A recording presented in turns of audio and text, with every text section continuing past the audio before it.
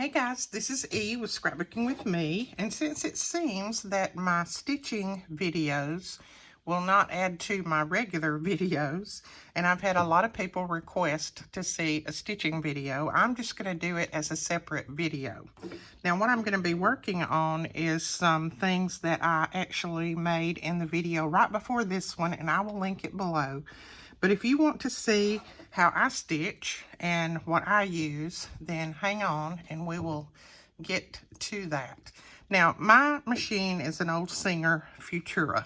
It is old as the hills, probably 45 years old. My husband got me this many, many years ago, probably on our maybe second or third anniversary. He bought me this because I wanted a sewing machine. I thought I was going to be able to make all kinds of clothes and all that. Well, I ended up going to work as a seamstress, and then when I'd get home, I would not want to sew because I had been sewing all day long.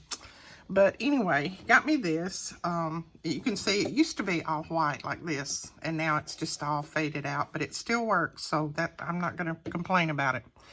It's got a lot of different stitches. Now, I don't use a lot of these except the straight stitch, the zigzag.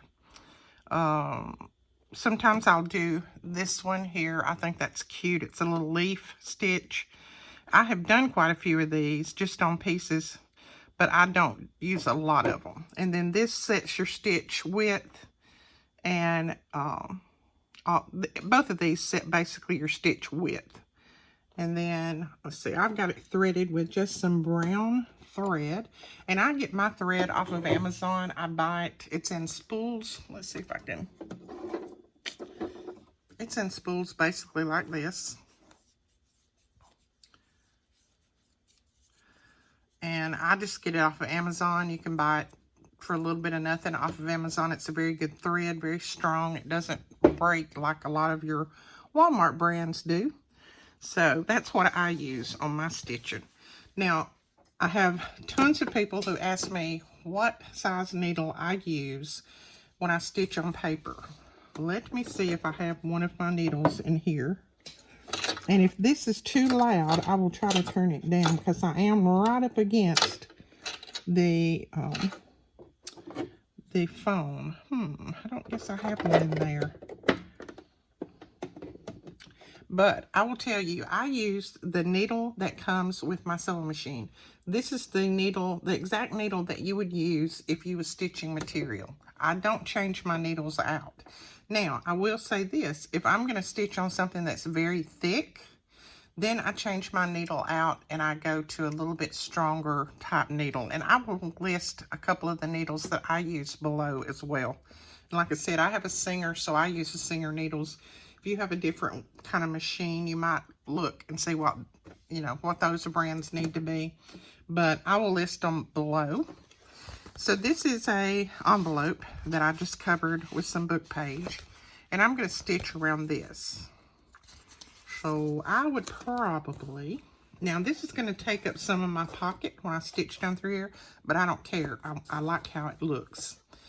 And I'm going to use, let's see, I'm just going to do a straight because that will take up less of my pocket using a straight stitch. Now I just start at the bottom when I stitch because that way, if my machine messes up, it's messed up at the bottom and it's not at the top front. I hold my thread and I start off. And once it gets caught, then I just turn the thread loose. And now mine is very loud. Most machines are not quite this loud anymore, but mine being an old Icon, it is. And I'm just going to stitch right at the edge of the bottom.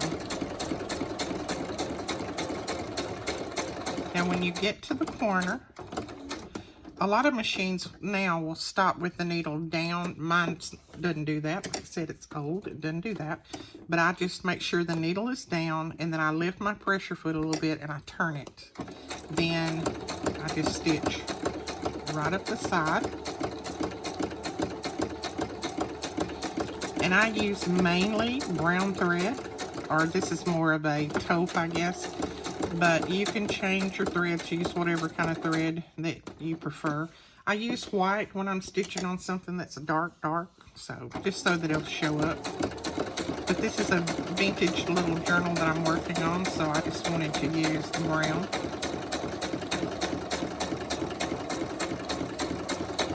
And I'm just kind of making sure that I'm catching as much of that paper that I put on there as I can. Sometimes I can't because I actually didn't tear it too straight.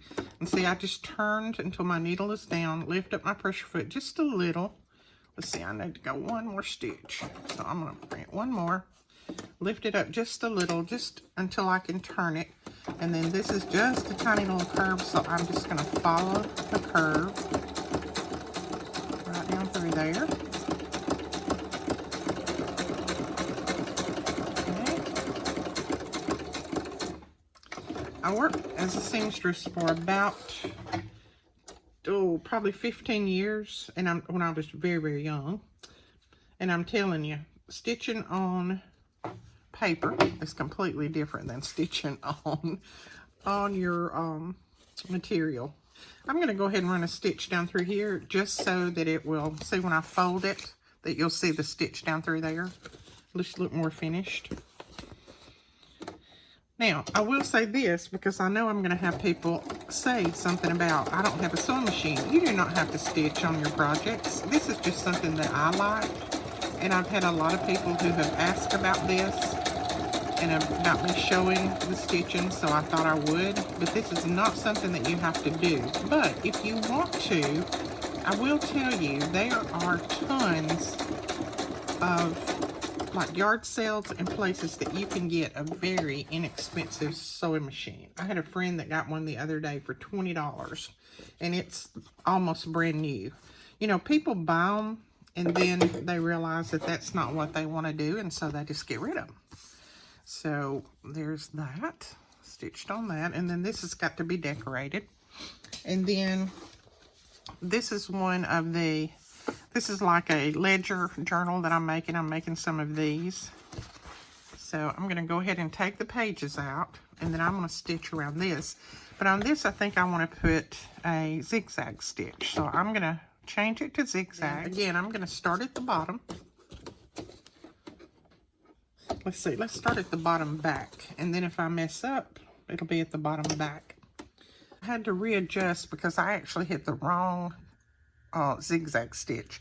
This is the single zigzag, and if this one is the double. This is the double zigzag, so it will do double stitches, and I didn't want that one. I actually hit the wrong button.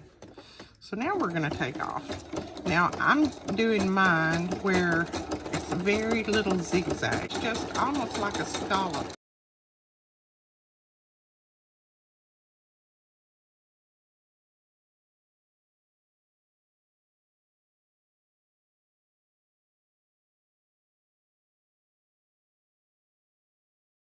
Now, I do have a little bit of glue right here, so I'm going to have to pull this through. I normally do not put anything under here that has wet glue, but I wanted to do this video while I had a chance, because glue will gum up your needle. And I'll tell you this, if you have a needle that gets gummed up from glue, if you'll just take some alcohol and a paper towel and wipe that off really good, it'll be fine. Let your glue dry before you stitch.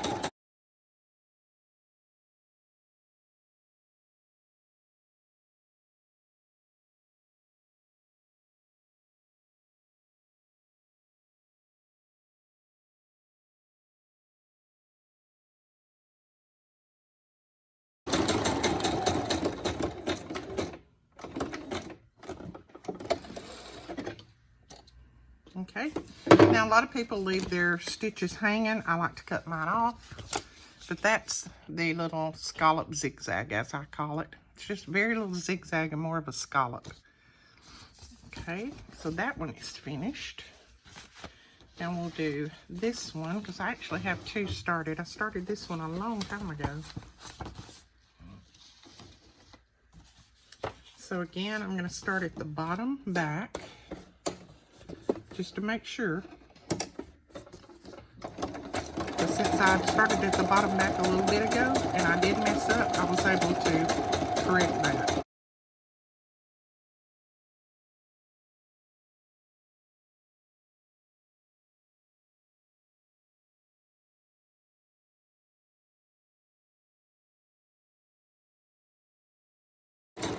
I also have people that say, oh, I can't go straight. I can't stitch straight. Don't worry about stitching straight. This is handmade. You don't have to worry about stitching straight.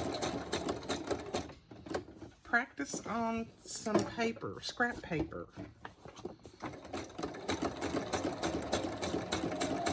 But don't worry about it if you can't stitch straight. It's not a necessity.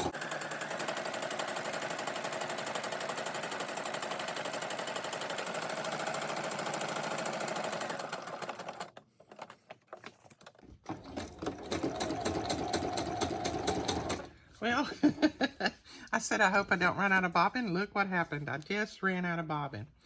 Okay, I'm going to thread my bobbin or put another one in, and then we'll come back and finish this. So then I set my bobbin down in there, and then there's a little groove right there that I pull it through. Then I hold my needle thread, and I let it go down. Loosely I hold it, and I let it go around and pull that bobbin thread up.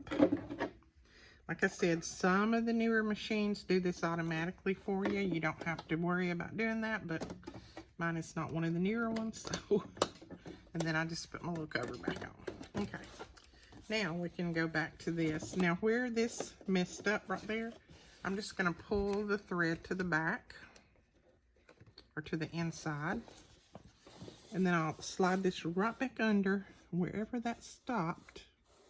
It's almost hard for me to see where it stopped. Where did it stop? Right there. Okay, then I put my needle back down in that hole. And then I go again.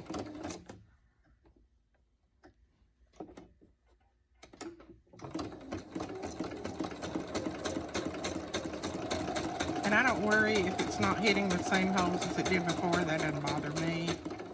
Homemade, homemade. Remember, handmade, homemade.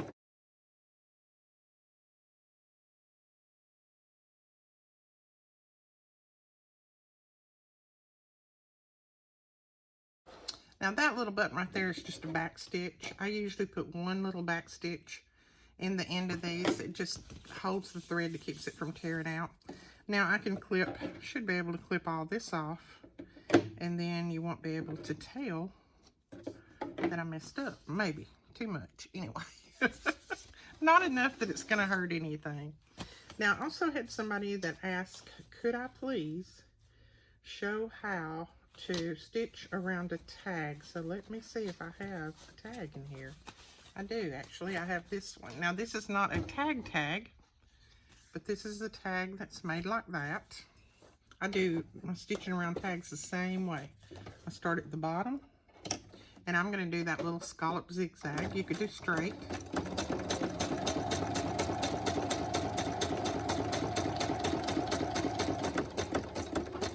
Now, when I get over here, I either go really slow or I just stop and start it when you go around those little curves.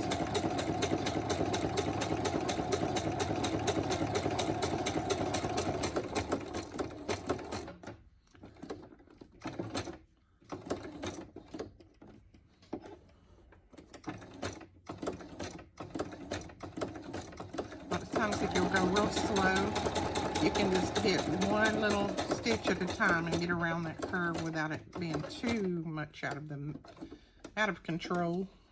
Okay, let's see. There we go. That one got a little bit out, but that's okay.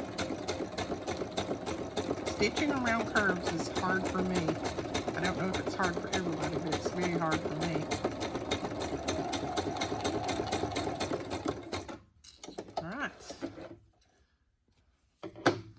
So there we go. There's stitching around a tag. And you can see I got a little out there, a little wacky, but it's okay.